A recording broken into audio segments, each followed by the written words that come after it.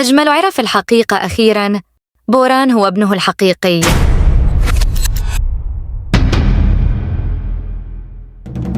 والصدمة دي قلبت كل حاجة في دماغه وخلت انتقامه اللي جاي يكون أقوى وأصعب من أي وقت فات. وبعد ما عرف السر الكبير ده، أجمل قرر ياخد خطوة مجنونة، قرر يخطف دينيز. بس السؤال هنا، هل دينيز فعلاً هيكون في خطر؟ بوران كمان فاق من الغيبوبة، لكن المفاجأة الكبيرة إن في تسريب خطير بيقول إن بوران هيفقد الذاكرة. هل الكلام ده حقيقي؟ ولو فعلاً نسي كل حاجة، هل ممكن ينسى عليا ودينيز؟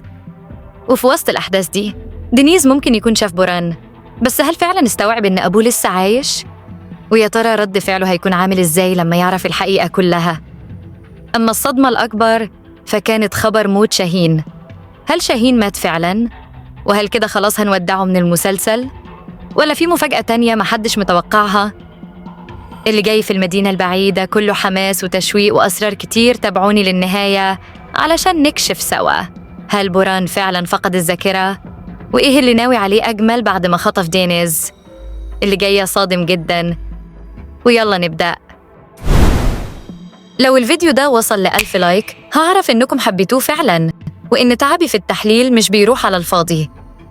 اللايك بتاعكم مش بس دعم، ده بيحمسني أكمل وبيشجعني. ومتنسوش تشتركوا في القناة وتفعلوا زر الجرس عشان يوصلكم كل تحليل جديد لمسلسل المدينة البعيدة. ومستنياكم في التعليقات تقولولي توقعاتكم عن الحلقة الجاية، ويلا نبدأ. نسبة مشاهدة الحلقة 37 ارتفعت شوية بس، لكن رغم كده الحلقة كانت من أقوى حلقات المسلسل بدون منازع. الإبداع كان واضح في كل مشهد، سواء من التمثيل أو من التفاعل بين الشخصيات. عليان كانت في قمة قوتها، وموقفها تجاه عائلة البورا كان حاسم جداً. أما كايا فكالعادة تمثيله كان رائع، قدر يوصل مشاعره بكل صدق. وشاهين كمان أبدع، خصوصاً في المشاهد اللي كان فيها مصدوم من تصرفات أجمل. وفي النهاية، المشهد اللي كسر قلوب الكل، لما شاهين قرر يتحمل ذنوب والده بطريقته الخاصة، قرر يموت ويسيب نارا ورا ظهره. اللحظة دي كانت مليانة وجع وصمت ودهشة، محدش قدر يصدق اللي حصل. الكل اتصدم، هل فعلاً شاهين بيودعنا؟ خصوصاً بعد الصور والتسريبات اللي انتشرت وهو بيغادر من ماردين. هل فعلاً خلاص هيترك المسلسل بموت شخصيته؟ ده اللي هنعرفه دلوقتي، وخلونا نحلل التفاصيل سوا ونشوف إيه اللي مستنينا في الحلقات الجاية. ونبدأ بشاهين اللي كان تمثيله في الحلقة دي فوق الوصف، قدر يوصل مشاعره بكل قوة وخلى الكل يتأثر بيه في كل مشهد ظهر فيه. لكن رغم الأداء الرائع ده، ظهرت تسريبات وصور لشاهين وهو بيغادر ماردين، وده فتح باب كبير من الأسئلة والتكهنات بين الجمهور. الصحفيين وعدسات المعجبين فعلاً رصدوا الممثل التركي ألبير تشانكايا وهو بيغادر مدينة ماردين مؤخراً، وده خلى الناس كلها تتساءل، هل فعلاً دي كانت آخر مشاهده؟ وهل كده خلاص هنودع شخصية شاهين؟ وبحسب بعض المصادر القريبة من فريق العمل، مغادرة ألبير كانت بعد ما خلص مشاهده الأخيرة، وده زود الشائعات إن شخصية شاهين ممكن فعلاً توصل لنهايتها قريب، خصوصاً بعد التطورات الأخيرة اللي كانت بتمهد لوداع مأساوي جداً بيتماشى مع تصاعد الأحداث. الجمهور التركي والعربي عبر عن حزنه الكبير، لأن رغم تناقضات شاهين وشخصيته القوية إلا إن الكل تعاطف معاه. بس لحد دلوقتي لا ألبير ولا فريق الإنتاج صرحوا بأي حاجة رسمية، وده خلى حالة الغموض تزيد أكتر. والناس مستنية الحلقات الجاية بفارغ الصبر علشان يعرفوا مصير شاهين الحقيقي. لكن أنا شخصياً شايفة إن كل ده مجرد إثارة للجدل وزيادة تشويق. شاهين مش هيموت، بالعكس هو لسه معانا في الحلقات الجاية، بس اللي هيحصل إنه هيتعرض لعملية خطيرة جداً زي ما شفنا في الإعلان. أجمل كان في المستشفى هو وديمير، وفي آخر الإعلان أثناء الاحتفال نارا كانت معاهم وفرحانة، وده معناه إن شاهين لسه عايش ولسه قصته مكملة.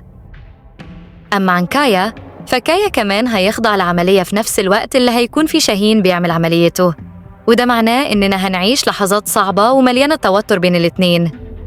أما كايا فهيرجع أقوى من الأول، بس المرة دي ناوي على انتقام حقيقي. كايا هيقرر ينتقم من ديمير بنفسه، خصوصاً لما يعرف إن زيرين حامل منه، وده هيكون أكبر صدمة وأكبر مفاجأة لكايا في الحلقات الجاية، لأن اللحظة دي هتغير كل حاجة جواه، وهنشوف كايا بشخصية مختلفة تماماً، شخصية غاضبة مكسورة بس مليانة رغبة في الانتقام. أما عن مصير إيبيك فهي خلاص في طريقها لنهاية دورها في المسلسل. إيبيك هتقرر تسيب كايا بعد ما تدرك الحقيقة اللي كانت بتحاول تهرب منها من البداية، إن كايا عمره ما نسي زيرين ولسه بيحبها، وإن وجودها في حياته عمره ما هيكون غير مجرد ذكرى عابرة. وننتقل دلوقتي لأجمل، اللي هيعيش صدمة عمره لما يعرف من جيهان السر الصادم اللي محدش كان متوقعه. جيهان هيقوله الجملة اللي هتغير كل حاجة: أنت قتلت ابنك بوران. اللحظة دي هتكون من أقوى لحظات المسلسل. لأجمل لأول مرة هنشوفه منهار، عاجز حتى عن الكلام، مش مصدق إن إيده هي اللي كانت السبب في موت ابنه. الندم هيكله، وهيعيش صراع كبير جواه بين الماضي واللي عمله، هيبكي بحرقة وهو مش عارف إن بوران لسه عايش، واللي بيحصل حواليه كله مبني على كذبة كبيرة لسه محدش كشفها. بعد الصدمة دي إجمل هيقرر ينتقم من صداقات، لأنها أخفت عنه السر الأخطر في حياته، إن بوران هو ابنه الحقيقي. الانتقام المرة دي مش عادي، هيكون انتقام أب مجروح، ضاع منه ابنه وضاع منه عمره. هيبدأ ينفذ خطته واللي هتصدم الكل. هيقرر يخطف دينيز، حفيده من بوران اللي فاكر إنه مات. هيشوف إن دينيز هو الشيء الوحيد اللي باقيله من ابنه، وهيقتنع إنه الوحيد اللي يقدر يحميه. بس الكارثة إن اللي هيحصل هيكون أثناء الحفل. هنشوف حالة فوضى، صدمة كبيرة لعالية وجيهان بعد ما يكتشفوا إن دينيز اختفى، والخوف يسيطر على الكل من إن دينيز يكون في خطر. وفي النهاية جيهان هيعرف الحقيقة الموجعة، إن اللي خطف دينيز هو أجمل نفسه. وهنا هتبدأ رحلة البحث الصعبة، رحلة هتكون مليانة وجع، خوف، وصراع نفسي كبير، وهتأثر على كل الشخصيات بشكل غير متوقع. ونبدأ دلوقتي بالجزء الأكثر تشويق في الأحداث. وأخيراً بوران فاق من الغيبوبة. صدمة بكل المقاييس، محدش كان متخيل اللحظة دي تيجي بالشكل ده. بوران فجأة فتح عينه ووقف على رجليه كأنه راجع من الموت. الكل هيتصدم، الكل هيقف مذهول إن بعد كل اللي حصل أخيراً بوران فاق. لكن الصدمة الأكبر مش هنا. بوران هيكون في حالة غريبة، نظراته مش مفهومة، واضح عليه الاستغراب وكأنه مش فاكر أي حاجة. هل يا ترى بوران فقد الذاكرة؟ ولا ناسي فترة معينة من حياته؟ أنا شخصياً متوقعة إن بوران فعلاً هيكون فاقد للذاكرة، وآخر حاجة فاكرها هي تواجده في ماردين، يعني ناسي كل فترة زواجه من عالية وكل الأحداث اللي حصلت بعدها.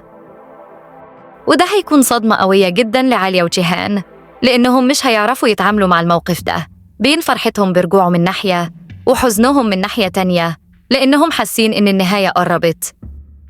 أما عند دينيز فزي ما شفنا في الإعلان هيشوف ظهر بوران، بس مش هيعرف إن ده أبوه. في القصر هيقولوا إن الشخص ده عامل جديد، وفرغون شلبي هيحاول يخفي وجود بوران عن دينيز بأي شكل. هيتصرفوا بسرعة قبل ما الطفل يواجه أبوه، لأن اللقاء ده لو حصل هيقلب كل الموازين. وبكده نكون وصلنا لنهاية تحليلنا النهاردة. الحلقات الجاية شكلها هتكون نار، وتسريباتها أقوى من أي وقت فات. أشوفكم في الفيديو الجاي ومع تسريبات جديدة من المدينة البعيدة. سلام.